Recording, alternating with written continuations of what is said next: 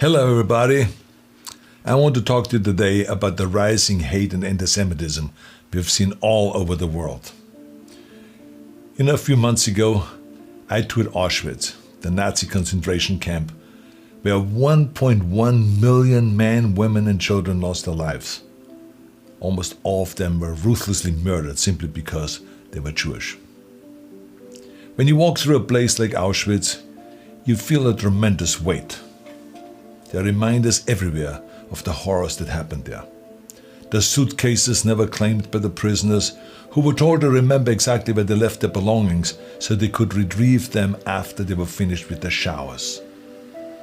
The shoes and the gold teeth and the hair that were taken from the murdered to be reused by the murderers to fund their evil. The log books with thousands of names crossed out as if a cruel accountant only measured death.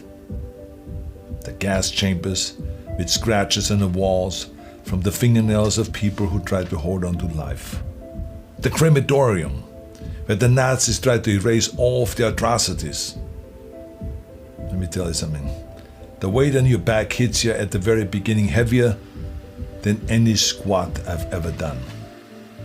And it never goes away. It's the feeling of history, of millions of voices that were silenced decades ago, begging you not to just look at their shoes, but to spend a few hours in them, to imagine you were there. Because once you imagined that you arrived on that train, and you were sorted into those lines, and you smelled the smoke that didn't smell like any wood you've ever burned before, and you never saw your families coming out of those showers, and then you worked your butt off while getting almost nothing to eat, until you looked more like a ghost than a person. And then when you couldn't work anymore, and they considered you useless, they sent you to the showers too.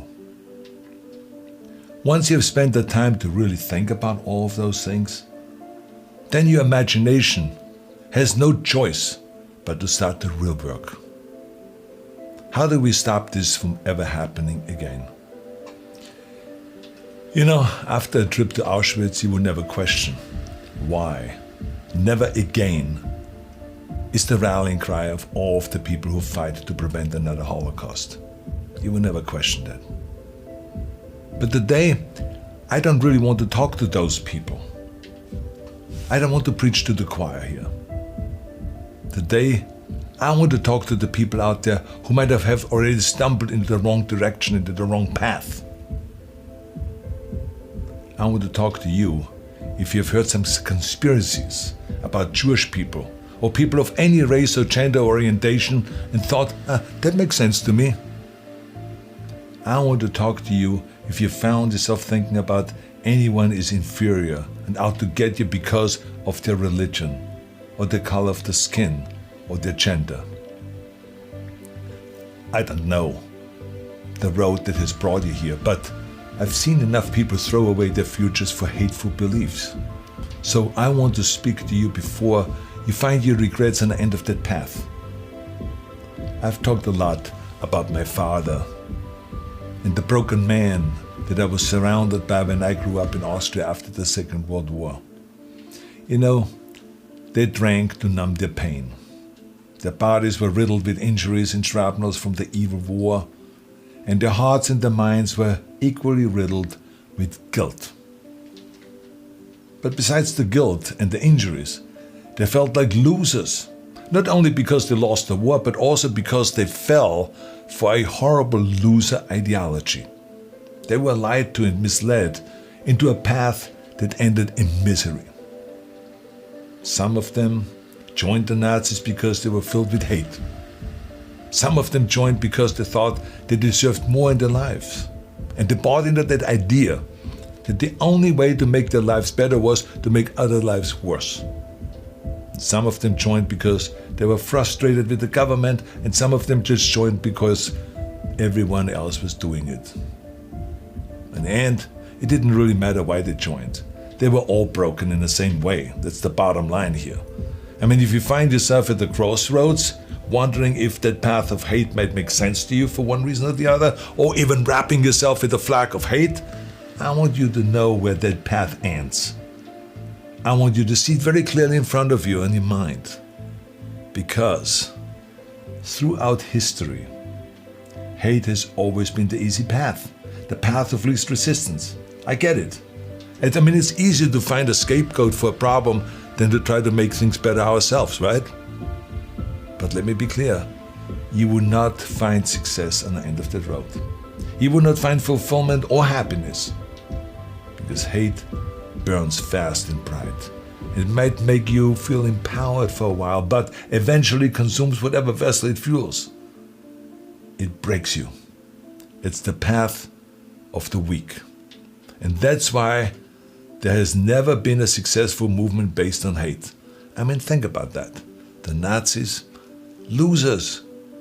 The Confederacy, losers. The apartheid movement, losers. And the list goes on and on. I don't want you to be a loser. I don't want you to be weak. See, I've spent most of my life helping people find their strength. This is where the action is, strength. And despite all of the things that we may disagree about, and all my friends who might say, Arnold, don't talk to those people, it's not worth it. I don't care what they say. I care about you. I think you're worth it. I know that nobody is perfect, I can tell you this firsthand. And I can understand how people can fall into a trap of prejudice and hate. Whether you grow up surrounded by hate, or get sucked into by some of big tech's algorithms that push you to the extreme, I can see how it can happen. I think all of us hold some prejudice, there's no two ways about that. And we have to fight it our whole lives. I know this is not the path of least resistance. It's easier to just throw around some bogus science claiming that you're superior to someone else than it is to actually work on becoming better yourself. It's easier to make excuses that the Jewish people conspired to hold you back than it is to admit that you just needed to work harder. It's easier to hate than it is to learn. It's easier when someone challenges you to get hurty feelings and to go and find some echo chamber that will tell you that you are right and they're wrong. But remember, easier isn't better. It isn't. When you spend your life looking for scapegoats, you take away your own responsibility. You remove your own power. You steal your own strength.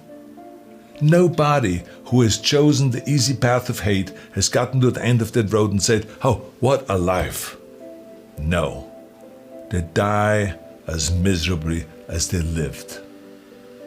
No matter how far you've gone, I want you to know that you still have the chance to choose a life of strength. But you have to give up your war against everyone that you hate. Let's give up that war. Whether you hate them because of their color of the skin, or their religion, or their gender, or their sexual orientation, it doesn't matter. Give it up. Give up that war. You know, the war that you have to really fight is the war against yourself. You have to fight the war against yourself. And then it's not easy to look in the mirror and to change your own life. It's hard as hell. You have to take responsibility. You have to learn new things. You have to feel uncomfortable. Good, because discomfort is how we grow. That's how we become strong. If you run away from discomfort and resistance your whole life, you will always be weak. Just think about the gym, for instance. Now, that's where I learned most of my lessons, right? The muscles only grows from resistance. You have to struggle. You have to build strength. The more I force my hands against that steel bar, the bigger the biceps get and the stronger they get. When I was trying to squat 600 pounds and bench press 500 pounds and deadlift 700, it didn't feel like a walk in the park. It wasn't easy, no. I was uncomfortable. It was painful. I mean, look at those photos. I was struggling. I was crying out loud in pain. You know something? Your mind and your character are no different than your body and your muscles. If you want to grow as a person, you really have to make friends with pain. Embrace the discomfort. Enjoy the struggle. You have two paths in front of you right now. One of them is going to be the harder one today. It's going to be downright painful. You will have to force your brain to think in new ways. You might lose some friends who want to hold on to their weak beliefs. But as you pull yourself away from that anger and that hate, eventually you will start to feel empowered. You will realize that you have the greatest power of all, the power to change your own life. You will be stronger than you've ever known. The other path is easy, much easier. You don't have to change anything. Everything in your life that you aren't happy about can be someone else's fault. You can keep fueling yourself on that sugar high of hate. But the end of that road isn't pretty. I've seen it with my own eyes. You will end up broken, searching for ways to numb your pain and your misery. See, I don't want you to go through all of that. It's unnecessary. Let me tell you something. When I walked through that camp in Auschwitz, and I put myself in the shoes of those people herded into those gas chambers, it was horrifying. One of the darkest moments of my life. But in that darkness, a woman who survived the horrors of Auschwitz helped me find the light. I spent some time with her. Had a wonderful conversation with her. And she told me that the Nazis could conquer cities and countries. They could take her freedom, her friends, her family, even her life. But they could never conquer her mind. Pfft. What strength that woman had. Wow. So, the bottom line is, I don't care how many hateful things you may have written online. I don't care how often you've marched with carrying that hateful flag, or what hateful things you may have said in anger. There's still hope for you. There's still time for you. Choose strength. Choose life. Conquer your mind. You can do it. Thank you very much for listening.